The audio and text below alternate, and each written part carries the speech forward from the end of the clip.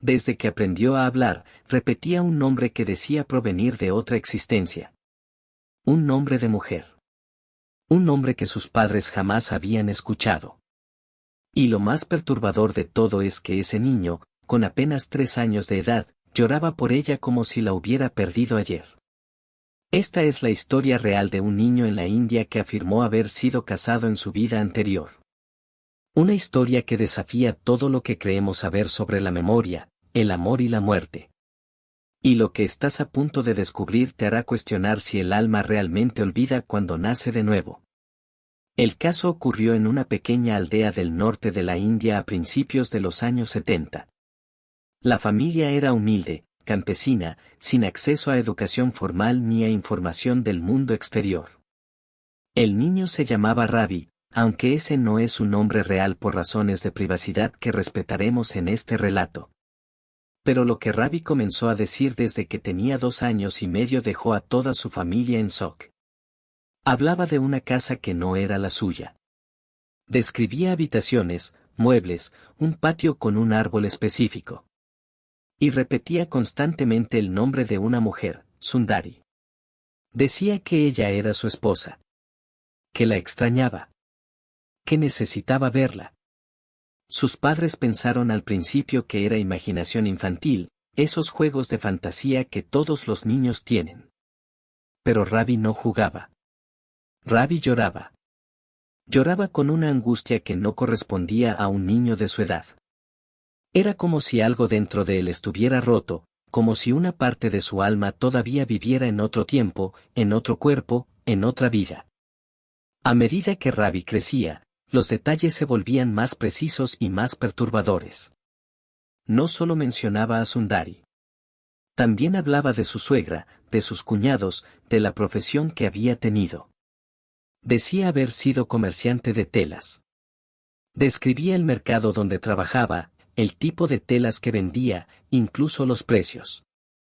Hablaba de una cicatriz que tenía en el brazo izquierdo, de cómo se la había hecho en un accidente con una carreta. Y lo más inquietante, hablaba de su muerte. Decía que había muerto joven, de una enfermedad repentina, y que lo último que había visto antes de cerrar los ojos era el rostro de Sundari llorando junto a su cama. Estos no eran detalles vagos. Eran recuerdos específicos, vívidos, emocionales. Y la familia de Ravi no sabía qué hacer. Consultaron con ancianos de la aldea, con sacerdotes locales. Algunos decían que el niño estaba poseído. Otros decían que era una señal de los dioses. Pero nadie tenía una respuesta clara. Fue entonces cuando la historia llegó a oídos de un investigador. El Dr. Ian Stevenson, psiquiatra de la Universidad de Virginia, llevaba años documentando casos de niños que afirmaban recordar vidas pasadas. Stevenson viajó por todo el mundo, India, Sri Lanka, Líbano, Tailandia, recopilando testimonios, verificando datos, buscando explicaciones científicas para algo que la ciencia occidental rechazaba por completo. Cuando Stevenson escuchó sobre Ravi, supo que tenía que investigar. Viajó a la aldea, habló con la familia, entrevistó al niño. Y lo que descubrió lo dejó sin palabras. Ravi no solo repetía un nombre. Ravi daba direcciones.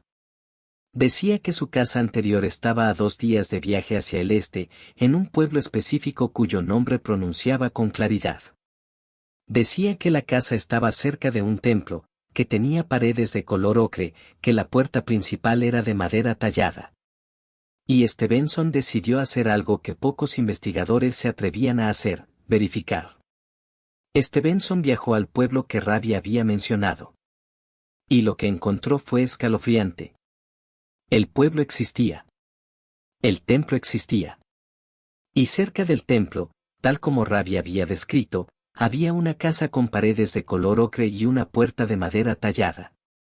Stevenson tocó la puerta. Una mujer anciana abrió.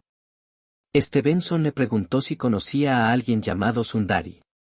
La mujer palideció. Sundari era su hija. Y su yerno, un comerciante de telas, había muerto hace años de una enfermedad repentina.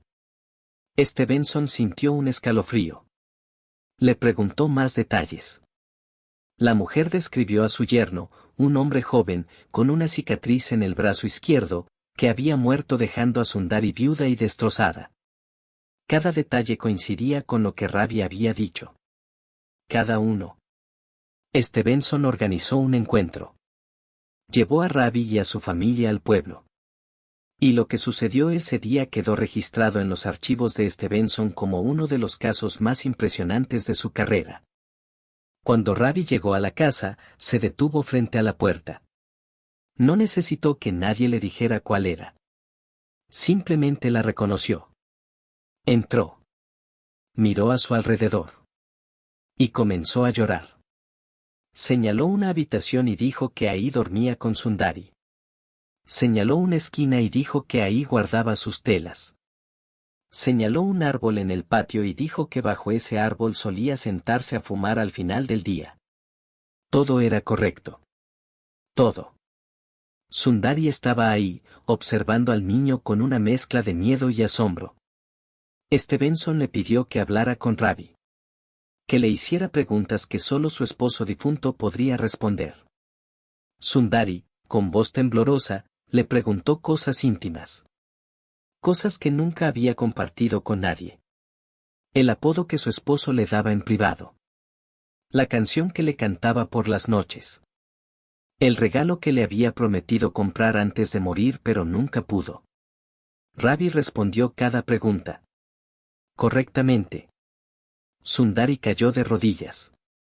Abrazó al niño. Y lloró como si acabara de recuperar algo que había perdido para siempre. Los escépticos dirán que es fraude. Que la familia de Ravi investigó, que alguien les dio información, que todo fue planeado. Pero Stevenson pasó meses verificando cada detalle. Entrevistó a vecinos, revisó registros, comparó fechas. La familia de Ravi no tenía forma de haber conocido esos datos. Vivían a cientos de kilómetros de distancia, sin acceso a Internet, sin teléfono, sin ningún tipo de comunicación con ese pueblo. Y los detalles que Ravi dio no estaban en ningún registro público. Eran cosas íntimas, privadas, que solo Sundari y su esposo difunto conocían. Entonces, ¿cómo lo sabía Ravi? ¿Cómo un niño de 3 años puede recordar una vida que no vivió? ¿Cómo puede llorar por una mujer que nunca conoció en esta existencia? Stevenson no tenía una respuesta definitiva. Pero documentó el caso con rigor científico. Lo publicó en sus libros. Y el caso de Ravi se convirtió en uno de los más citados en la investigación sobre reencarnación. Pero hay algo aún más perturbador en esta historia. Algo que Stevenson notó pero que pocos mencionan. Ravi no solo recordaba. Ravi sufría. Sufría por una pérdida que no debería ser suya. Sufría por un amor que pertenecía a otro cuerpo, a otra vida. Y ese sufrimiento lo acompañó durante años. Ravi crecía, pero los recuerdos no desaparecían. Seguía visitando a Sundari. Seguía sintiendo esa conexión inexplicable. Hasta que un día, cuando Ravi tenía alrededor de 8 años, los recuerdos comenzaron a desvanecerse. Como si su cerebro finalmente aceptara que esa vida ya no era la suya. Como si el alma, poco a poco, soltara el pasado para abrazar el presente. Pero Sundari nunca olvidó. Nunca dejó de creer que, de alguna forma, su esposo había regresado. Aunque fuera solo por un momento. Aunque fuera en el cuerpo de un niño. Y esa creencia le dio consuelo. Le dio paz. Si has llegado hasta aquí, es porque esta historia te ha tocado de alguna manera. Porque algo dentro de ti resuena con la idea de que el amor puede trascender la muerte. Así que te pido algo, si este video te ha conmovido, si sientes que esta historia merece ser compartida, haz clic en el botón de like. Comparte este video con alguien que necesite escucharlo. Porque las historias más poderosas no son las que entretienen, sino las que transforman. Y esta historia tiene el poder de cambiar la forma en que ves la vida, la muerte y el amor. Pero sigamos, porque hay más capas en este misterio. Stevenson no solo investigó a Ravi. Investigó cientos de casos similares. Y encontró patrones. Encontró que los niños que afirman recordar vidas pasadas suelen empezar a hablar de ello entre los 2 y los 4 años. Encontró que esos recuerdos tienden a desvanecerse alrededor de los 6 o 7 años. Encontró que muchos de esos niños tienen marcas de nacimiento o defectos congénitos que coinciden con heridas mortales de la vida anterior. Ravi no tenía marcas visibles, pero otros niños sí. Niños con cicatrices en el cuello que decían haber sido degollados. Niños con manchas en el pecho que decían haber recibido disparos. Niños con deformidades en las manos que decían haber perdido dedos en accidentes. Y cuando Stevenson verificaba, encontraba registros médicos, certificados de defunción, autopsias que confirmaban esas heridas. ¿Coincidencia? ¿Fraude? ¿O evidencia de algo que la ciencia aún no puede explicar? La cultura occidental tiende a rechazar la reencarnación. Pero en culturas como la hindú, la budista, la jainista, la reencarnación no es una creencia marginal. Es una verdad aceptada. Es parte de la cosmovisión. Y en esas culturas, casos como el de Ravi no son raros. Son comunes. Familias enteras aceptan que un niño pueda ser la reencarnación de un abuelo, de un tío, de un vecino difunto. Y esa aceptación cultural facilita que los niños hablen abiertamente de sus recuerdos sin miedo a ser castigados o ridiculizados. En Occidente, un niño que dice recordar una vida pasada es llevado al psicólogo. En India, es llevado a verificar si esos recuerdos son reales. Y esa diferencia de enfoque ha permitido que investigadores como Stevenson recopilen datos que, de otra forma, habrían permanecido ocultos. Ahora, hablemos de Sundari. ¿Qué sintió ella al ver a ese niño? ¿Realmente creyó que era su esposo reencarnado? Según los testimonios recogidos por Stevenson, Sundari experimentó algo que va más allá de la lógica. Sintió reconocimiento. Sintió una conexión emocional profunda. Y aunque su mente racional le decía que era imposible, su corazón le decía lo contrario. Sundari pasó años sola después de la muerte de su esposo. No se volvió a casar. No tuvo hijos. Vivió en la misma casa, rodeada de recuerdos, esperando algo que no sabía definir. Y cuando Ravi apareció, algo dentro de ella sanó. No fue un regreso literal. No fue una segunda oportunidad. Pero fue un cierre.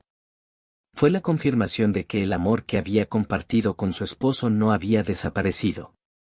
Que, de alguna forma, había dejado una huella en el universo.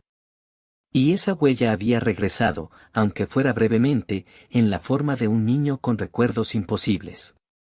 Pero aquí viene la pregunta más difícil. Si la reencarnación existe, ¿por qué no todos recordamos nuestras vidas pasadas? ¿Por qué solo algunos niños, en ciertas culturas, en ciertas circunstancias? Stevenson tenía una teoría. Creía que la mayoría de las almas pasan por un proceso de olvido al reencarnar. Como un reinicio. Como formatear un disco duro. Pero en algunos casos, especialmente cuando la muerte es violenta, traumática o prematura, ese proceso de olvido no se completa. Y fragmentos de la vida anterior se filtran a la nueva existencia. Ravi murió joven en su vida anterior. Murió dejando asuntos pendientes, dejando a Sundari sola, dejando sueños sin cumplir. Y quizás, solo quizás, esa angustia fue tan fuerte que su alma no pudo olvidar.